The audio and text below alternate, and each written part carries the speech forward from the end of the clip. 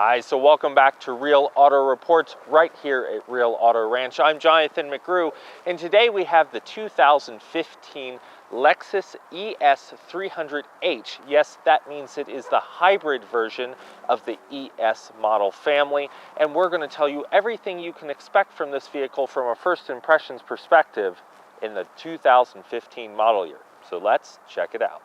All right, so from the front, really you're not going to see a whole lot of change from the last time we looked at this vehicle in the 2013 model year, and that's because that was the complete redesign. But to recap on the front of this 2015 Lexus ES 300H, you have your typical spindle grille here, which is the Lexus design language for the front end of all of their newer design cars. In fact, they pretty much have gotten all of the old design out of the way now in 2015, so you'll see this go seamlessly across all the Lexus models. And you'll see the new crossovers coming out also from Lexus with this new grille. Of course, you have your high intensity discharge headlights, your fog lights, and this pretty typical ES front end since it was just redesigned 2 model years ago. All in all, this is a pretty subdued and a pretty laid back design, if you will. It's meant to not stick out in the crowd, but to just blend in and be a classic and timeless design. But notice some things. There's a nice detail line that does kind of peter out here just above the top of the light design. You do have a slight detail line right here in the top of the hood and another slight valley here in the hood as well. Otherwise, it's very smooth, and it's a little interesting when you look at it because you can see the black seal where the hood comes together with the front nose of the car, and that's to keep it from vibrating, but it's interesting that you can see it. It's not something you'll notice on a lot of the other Lexus models out there. Now remember, the ES has some of the longest heritage along with the LS in the Lexus family, so this has always been their kind of mid-size, mid-luxury package, with the GS really sitting above this now, and one of the more interesting cars in the hybrid model because you get that natural wood steering wheel. But we'll show you the differences about this hybrid as we do our walk around. Let's go take a look at the side. All right, so from the side in 2015, you're going to see exactly what you did in our previous review, because again, it hasn't changed a whole lot. But let's point out some of the features of the design of this 2015 Lexus ES. Well, along the side, it is a slab side design, so notice how flat the side of this vehicle is in its design, with a slight flare down here at the bottom and some detail work along the lower rockers there. You have a strong body detail that starts back here at the curve of the rear of the body and turns into the midline detail here all the way through the mirror. Notice how the mirrors hang off the side here and have the little air diffusers here for stability out on the highway. So you have this strong line, creates a little bit of a ledge on the front fender, and again peters out in the front. It is a neat vehicle in that it has that kind of 2/3, 1/3 greenhouse design, and it is a smooth and subdued vehicle. As I said, it's meant to be more conservative. It's meant to be luxurious but not out loud about it, and it is a nice vehicle that has, well, been around the Lexus family for quite a while. And you'll notice back here on the taillights you also have the diffusers and some detail lines here that compete with each other along the rear bumper that give it some interest. Now you have 17-inch rims on this particular hybrid model, so it's not going to be the flashiest again, but it's a good rim and tire package and still decent in the winter because it allows you to wrap large enough all-season tires around it so that you can get around. Let's take a look at the back and then we'll go on inside. All right, so from the back, you might think that this looks like the 2015 Toyota Camry. Well, in a lot of ways, it's because of the family heritage, but they really don't share a lot of things aside from, well, actually a powertrain. But we'll talk about more of that when we get under the hood. The designs in the back really are just because the designers used a similar design language across the families, but they are different cars, different wheelbases, different overall lengths, so on and so forth. But notice the wrapping of the taillights here, this integrated design. You have your turn signals and reverse lights that then blend into this chrome detail. Of course, you have your blue Lexus badging for the hybrid. This lip spoiler, which likely from Toyota and Lexus is functional, but I can't help but think that it's mostly a looks package given how smooth the rest of this car is. But it probably does have some downforce advantages to the hybrid. Notice that with it being a hybrid, everything is very smooth and tucked up under. You have this rear valance back here that has some interest to it, which is nice to see on these cars, but not anything different than you would have seen in 2013 when we showed you this vehicle before. Now, it is the 300H, so it is the hybrid. You have that branding, and it has a neat optional feature on this vehicle that I like, which is the trunk release and the power open and close. This is handy for loading your groceries and your packages, and it's just a neat feature to have. It's not necessary. Our Charger pops it up via counterweight, but this one is actually power. So that's something interesting to note. The other thing to note, though, is that this trunk space is not all that big. It's only about 12 cubic feet. 2 would be tiny, like think Jaguar F-Type. No, this is about 12 cubic feet, which is big enough for most things. You can get suitcases in here. In fact, you can get 2 full-size rollers, and you can get 2 carry-ons along with it. And if you pack really, really well, you probably can stuff more in there with soft-sided, not hard-sided suitcases. But the Camry is actually going to beat this out by almost more than 3 cubic feet. Again, another difference between the 2015. However, you won't get the power close, so you won't get some of those luxury features.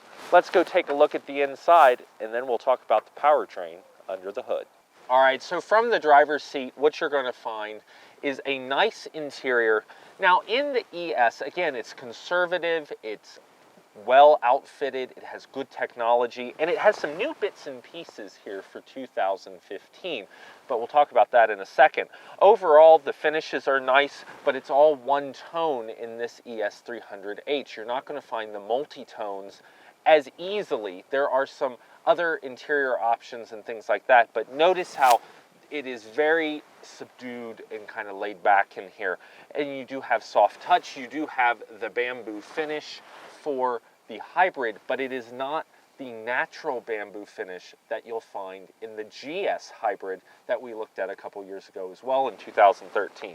So the wheel here is polished, not natural, and it's the one in the GS that it doesn't feel like plastic, it feels like real wood, and it has that slightly lighter tone because it's not covered with a protectant like this, at least not a gloss protectant. So that's a little bit of a difference. The other thing in first impressions is that it's a heated steering wheel, but only here on the sides are heated, not even this leather part in the bottom, which makes for an interesting experience in the cold if you're not wearing your gloves because you have a heated steering wheel.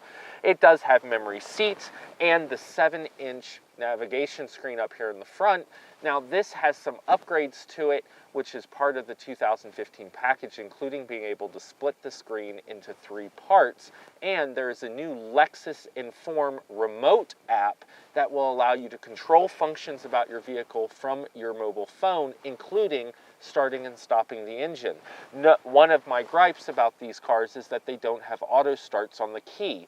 So if you pay extra for the optional app, you can get some of those features as long as you buy the option of the Inform remote app or the feature. So those are some of the features. You also have high beam, automatic high beam control, automatic wipers, climate control. Of course, you have your heated seats and your heated steering wheel, but no heated seats in the rear, which is a little bit of a bummer in the ES at this price range. But all in all, it's a nice interior.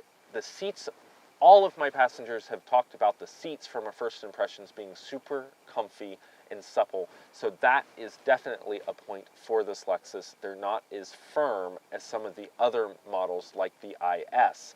So those are some things to consider. Now we have to go look under the hood and talk about the hybrid powertrain. All right, so under the hood, what you're going to find is the Lexus hybrid drive system. And if it were in the Toyota, it would be the Toyota Synergy drive. But that's neither here nor there. They are pretty much the exact same engine. And that's where, if you're looking at the 2015 Toyota Camry hybrid and this 2015 Lexus ES 300 hybrid, that's where you're going to find pretty much the similarities and where they are most comparable is this 2.5 liter 4-cylinder hybrid motor, 200 total system horsepower, and a 0 to 60 time in the Lexus here of about 8.1 seconds according to other independent tests. We don't do that here because that's really not our forte. However, the fuel economy in this vehicle is going to be excellent for a luxury vehicle carrying as much weight as it does in over the mid 3,500 mark here in the weight. This is going to get 40 miles per gallon in the city and a 40 mile per gallon combined, 39 miles per gallon out on the highway. Now that's where the comparison between the Camry and this vehicle slightly differ. And we will have the Camry review coming up shortly here at Real Auto Report. So make sure you stay tuned for that because we tested that recently. But however, the Camry will see about 3 miles per gallon more coming out of the same engine out of a slightly larger wheelbase but lighter car, so it'll see 43 miles per gallon in the city. So that's an interesting comparison to this luxury vehicle carrying more luxury options, likely and more weight. It also has a different final drive rating.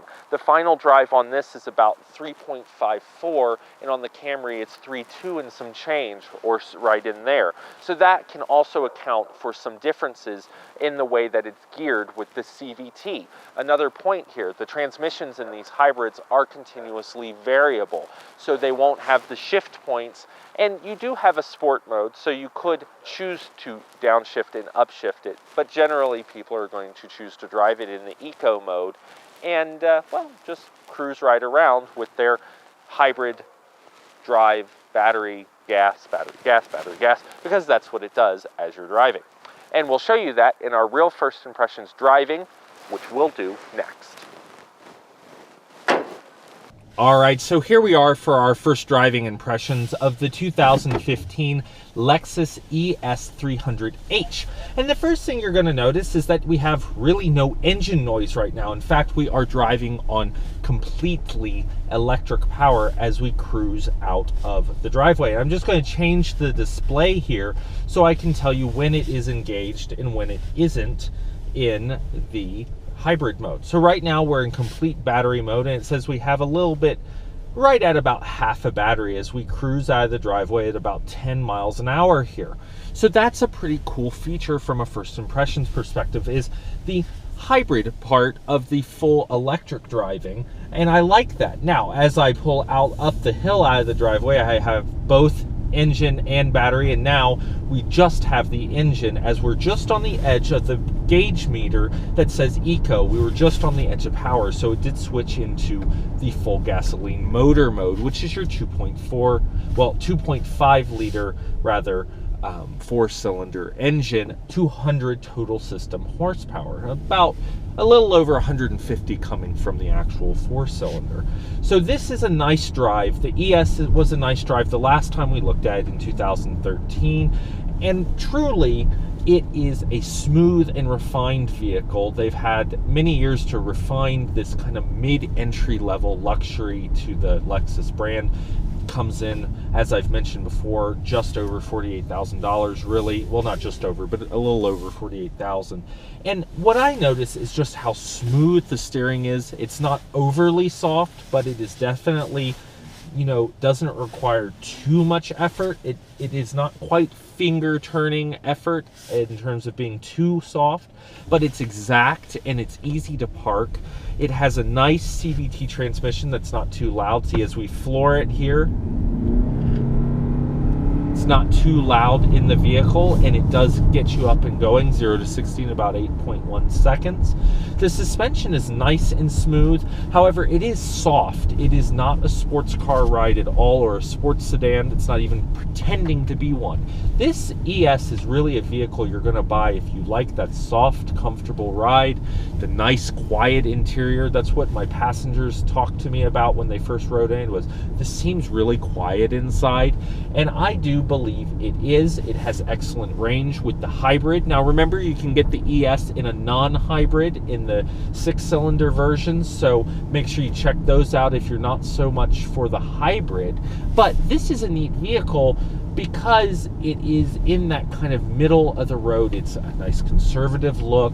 It has good optional features. It drives well, and it has decent enough power to make you feel like you can get out on the road and pass people with the torque of the electric motors in the hybrid, and still not breaking the bank with 40 miles per gallon combined. So not bad. I like the way it drives, and I like the features. And you know, I'm not sure it's a vehicle I would buy yet, but I definitely have noticed that there are people in my family who have really keyed into the nice, you know, seats and how they're comfortable, and just the smoothness of the ride and drive. I think if you were driving a lot daily in this car to and from work, in traffic especially, this would be a nice ride because it would be smooth. But it doesn't have the options on it in this particular package, especially like we've seen on other Lexus vehicles we've tested. It does not have the adaptive cruise, which would be a primo feature to add to this.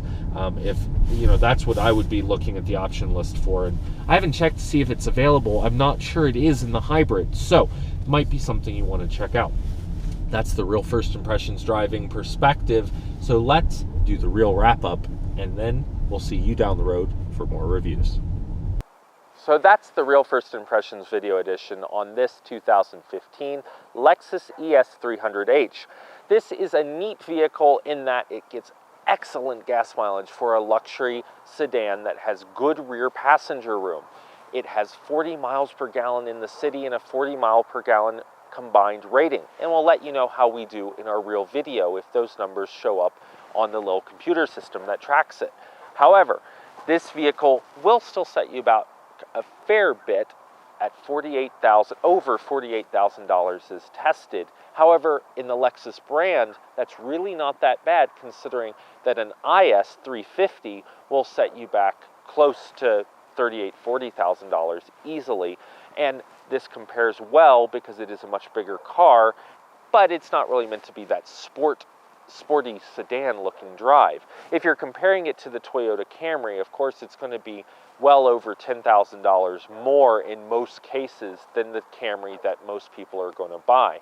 However, you can option the Camry up to be very competitive with this ES 300H. Now, this won't see a huge redesign for a little while yet because it was just redesigned in 2013. Probably another slight refresh in a year or two, and then we might see, after another 2 or 3 year period, a complete redesign. But who knows? Sometimes the car companies surprise us. It's a good vehicle, 0 to 60 in about 8.1 seconds, and it's worth putting on your shopping list if you're looking at a more fuel efficient but still luxurious vehicle with a soft ride, a soft interior, and a lot of features. I'm Jonathan McGrew, right here from Real Auto Reports, and we are at Real Auto Ranch, and we hope to see you down the road.